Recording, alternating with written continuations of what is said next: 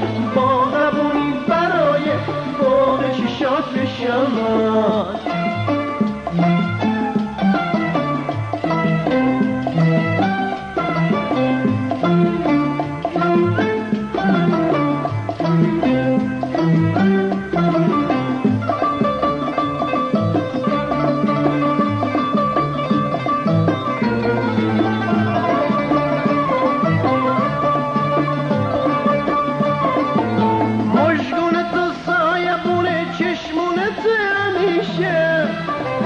وقتی بندی چشماتو دنیای تاریک میشه، لبات مثل شاتوت سرخه تو خودت میدونی، حرف دل عاشق تو از تو چشاش میخونی. الهی که فدای خط و بالات بشم من، با قبونی برای باغ چشات بشم من.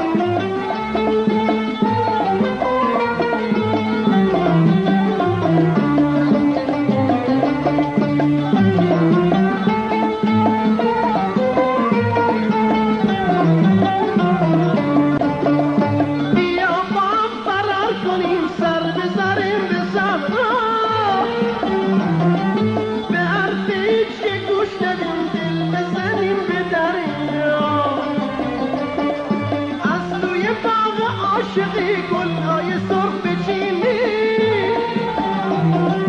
کی باشه که چشممونو تو چشم هم ببینی. الهی که فدای قد و بالات بشم من، با قبونی برای باغ چشات بشم من.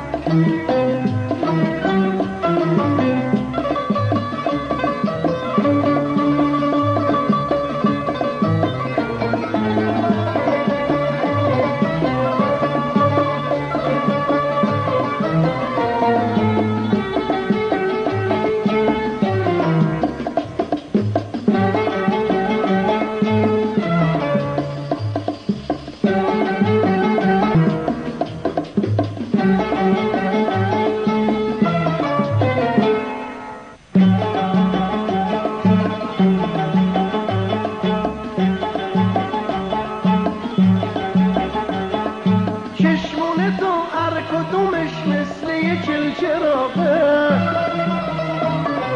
اگه نگی دروغ میگم چشمون تو یه باغه. خرمن تو مثل آبشار میریزی روشونه، هیچ جای شکی نداره که ابروات کمونه.